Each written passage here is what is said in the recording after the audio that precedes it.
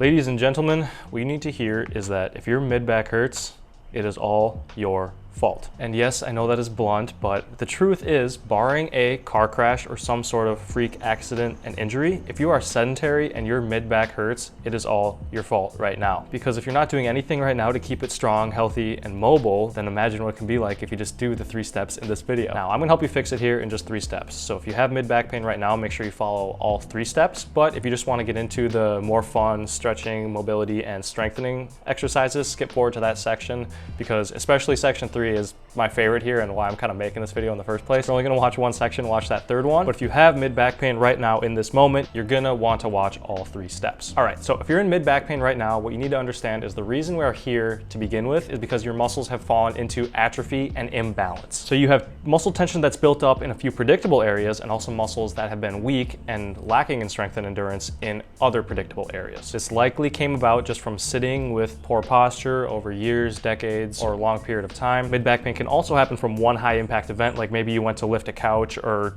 did something crazy with your upper body and your mid-back just had to strain more than normal. But I would say most people fall into the boat of just being too sedentary, letting themselves get lazy and their posture falling bad over time. And no matter what boat you're in, it's still the 3 same steps. And step 1 here, and the first thing we need to do is massage. And the reason we need to start with massage is because if you're here right now, there's probably realistically a 50-50 chance that you are just too stiff to stretch. And before your muscles can be pliable and stretch and mobilize and lengthen, we need to manually break them up and get rid of all their rigid muscle fiber, their trigger points, their knotting, all that stuff that's just angry and tight and thick and rigid. We need to bust it up physically before it is primed and ready to stretch and mobilize and even strengthen. But for the mid-back and for most other muscle groups for that matter, massage is usually the first step, because once we physically break up the tissue and mobilize it and work it out of all of its angry tension that's built up over years or decades, it's gonna be so much more susceptible to stretch and do whatever we want to do with those muscles later. All right, and how to massage here? We actually wanna massage the pectoral muscles in the front of the body as well as the rhomboids and trapezius in the mid to upper back. And the reason we wanna work the pectorals too is because the pectorals and the mid-back muscles fight for shoulder position. So if your pecs are super tight, they're gonna pull the whole shoulder forward, and the mid-back muscles in the back side of the body that are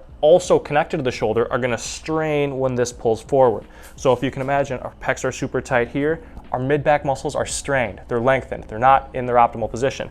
And if we can lengthen the pecs and loosen up these muscles, our shoulders can return to a better position, and that's gonna decrease the strain that's on our mid-back muscles and giving us a lot of problems in the first place. So we wanna work them both. Thorough massage of the pecs is not only gonna help your mid-back pain, but just your whole posture in general, and then massaging the mid and upper back, which you can do with a ball on a wall, a foam roller, or with the hands of a physical or massage therapist or just a friend or spouse or something. Can work the mid-back quite well and break up any knotting in tissue in that area. Now, after a thorough massage, our muscles are a lot more primed and they're ready and they're susceptible to stretch and mobilization that we're gonna do here in step 2 of stretching and mobilizing. And there's 4 mobilization exercises I wrote down here. The first mid-back mobilization exercise I call the bioenergetic mid-back mobilization opener. And I actually got this one from Elliot Hulse, which is one of the oldest fitness strength channels on YouTube. And basically what you do here is you want to get in a very big arched back position to basically undo the exact posture that happens from sitting and rounded forward.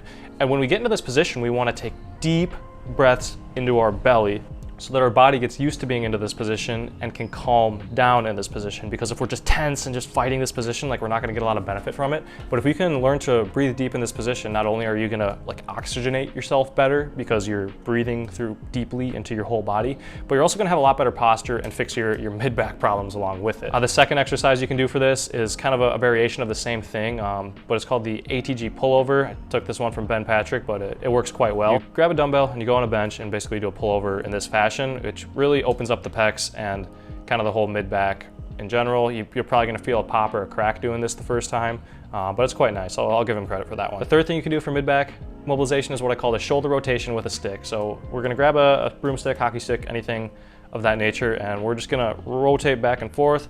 What that's gonna help do is open up the pecs even more. You get the shoulders back into better alignment and just do the same posture correction we've kind of been doing with the first 2 mid-back mobilization exercises.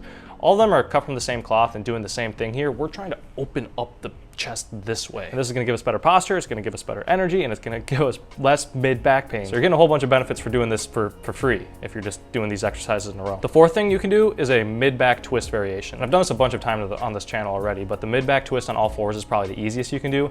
Otherwise, there's a lot of more advanced mid-back twist motions you can do, like when you lay on the ground and let your legs fall to one side and then open up your chest and your arms the other way. That one's pretty good. Anything you do to help twist and mobilize the mid-back is gonna really help you out with relief, because it's gonna provide lubrication and movement in all those little vertebrae and rib joints that have really small, tight, typically angry muscles that just don't get a lot of movement and don't really get worked that much. So mid-back exercises are, they have a really high ceiling, especially if you've had mid-back pain for a while and you haven't done this before.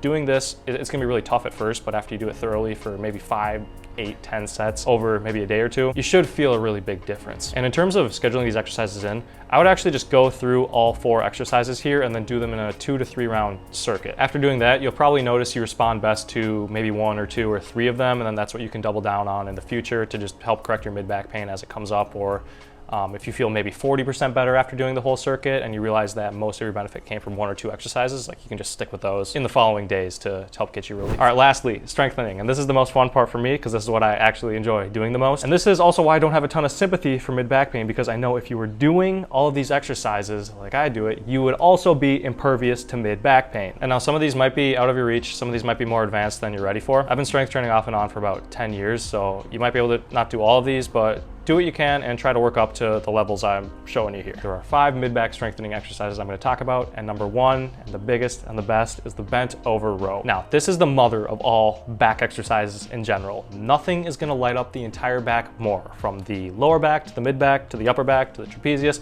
Everything's going to be working here, and if you have any weak points, you're not going to be able to do this properly. So if your whole entire back and even core in the front isn't dialed in, this is going to be very challenging and potentially injury provoking for you. So make sure you start very light on this with no body English, and then as you get stronger, you can kind of work in a little bit of a kip so you can handle more weight and just get better muscle growth by holding more weight. But I mean, this is just one of the best exercises in general to do, because it's gonna help your posture, it's gonna help your low back, your mid back, your upper back. It's gonna be self-correcting, because if you can't progress and go heavy in this movement, you have a weakness or a missing link strength-wise somewhere. And this will help expose that and also give you just amazing mid-back strength as well. And for reference about how high you can try to get as a goal, like I feel pretty much indestructible in this movement and in my mid-back, like not to brag, but just to give you a reference of like strength numbers that you can hit. I weigh 180 pounds and I do about 155 very strict, and then I work up to about 205 when I'm doing kipping reps. So kind of depending on where you're at, and if you want to get to that level of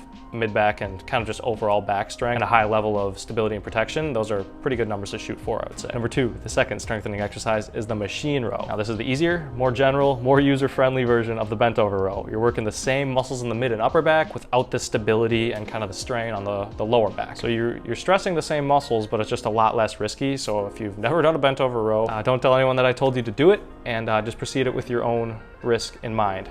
The machine row is going to be a lot safer, and it's also going to give you great strength and protection in your mid-back from injury. A couple cues for this: make sure you're holding good posture. What I like to tell people, and a cue I like to keep in mind, is the posture you hold while you're doing your exercises is the posture you are going to hold day to day when you walk around. So if you're lifting like this, head forward, shoulders rounded, doing exercises like this, how do you think you're gonna look day to day when you're just sitting in a chair or walking around on the street? Like, you're gonna hold that same posture. But if you have good posture during movements like the row, it's much easier to hold good posture when you're just walking around day to day outside of the gym. So make sure you're holding good posture, and also make sure you're getting a good stretch. As you're doing the eccentric portion of the movement, make sure you get a nice stretch in your upper back and the traps and even the lat down here. And then once you get that full stretch, you can really wrench it back and go quite heavy here, because it's safe, and like you have no really risk of lower back injury in this because your upper body is supported. It's not just hanging like with a bent over row. And one thing to look forward to if you've never done this before, this is one that you can progress very heavy very quickly. So you'll have a lot of beginner gains with this movement, especially if you've never done this before, and you'll just have a whole lot of lower back protection. Your posture will be better, and even muscle growth. Like you're aesthetically gonna look a whole lot better if you just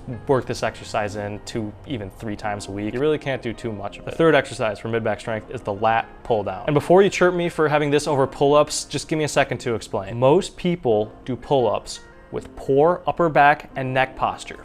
period. Most people aren't gonna have good form on them, and most people are actually gonna make their posture worse by doing pull-ups. Now, lat pull-downs are much easier to have impeccable form and to feel a really good contraction in the lats and the mid-back, so that's why I'm including them here instead of pull-ups. And our goal is to contract and work the mid-back and the lats to build up strength and endurance and even size in those muscles. And pull-ups just aren't gonna work them as well, especially if you're rounded forward or maybe you're using too much bicep. Like, you're just not gonna get the same pump if you're doing pull-ups. And when you're doing lat pull-downs, you can go quite heavy. Like, you can work up to like a heavy set of 4, but I like to stay in probably the 6 to 10 rep range while holding a brief pause at the bottom, really contract the back and make sure you're getting those muscles stronger and activated. And after you do this, you'll realize that it's just a different feeling than pull-ups. And maybe if you get super strong on this, like if you're lat pulling your own body weight, yeah, you can move to pull-ups and get the same contraction. But until you're there, and if you have mid-back pain, you're definitely not there, make sure to stick to lat pull-downs with good and honest form. All right, number 4, and this is actually a debut on this channel. I've never talked about this one before, but it's called the face pull posture press, and that's definitely a name I made up. So this is kind of a different one. It's a little bit crazy. It's a little bit weird looking, but what we're doing here is we're taking a band or a cable and we're doing a regular face pull, contracting the upper back and the shoulders, and then we're pressing forward. All right, I'm gonna rotate for this. So if you can imagine doing a face pull and the whole band or cable is trying to pull you this way, once you do a face pull into this position and you press up, like there is so much torque going from your hands into the cable or the band. So your upper and mid back is gonna have to work extremely hard to hold this position. Even hold a pause at the top and then come back down. And from here, you can either do another face pull rep or just go into straight posture pressing reps. This is probably potentially my favorite mid-back, upper back exercise that I don't see too often done at the gym. And the 5th mid-back strengthening exercise is the ATG Trap 3 raise. And it's not my exercise. I'm not gonna demo it. I actually think Trap 3 raise is a stupid name. I mean, just call it a trap raise. It works the whole trap. I don't know why you'd say Trap 3 for it. Calling trap raises Trap 3 raises is like calling decline bench press Pec 3 presses. Dumb, but whatever. Guys got a good channel. So there you have it. That's my take on mid-back pain and what you can do to fix it. Hope you enjoyed my rambling in this video and got some value in this. For paid resources and keeping my mission funded, check out my paid products in the description below, including this, our new topical product. So this is an anti-inflammatory topical salve. It's kind of like Vaseline, but more lotiony and a little bit thicker, and it smells a lot better. But basically just apply it to whatever hurts. It's CBD and Arnica, and you can look up both of them. They are both independently very effective anti-inflammatory proven chemicals, and this is both of them in one. So whether your back hurts or your shoulder or your knee or something's just bothering you, like this stuff really works. And it is sourced locally in Colorado in the USA where I used to live. Like this company actually approached me. They sent me a huge box of all their products, and this is the only one I thought was good enough to actually back and carry. So if you're interested in that and get some pain relief that way, check that out on the website. The shipping is like $5, product's 30, but if you get a QL Claw, shipping's always free. And yeah, try it out, give it a shot. It's quite nice. Thanks for watching. Hope your mid-back pain gets better, and we'll see you in the next one.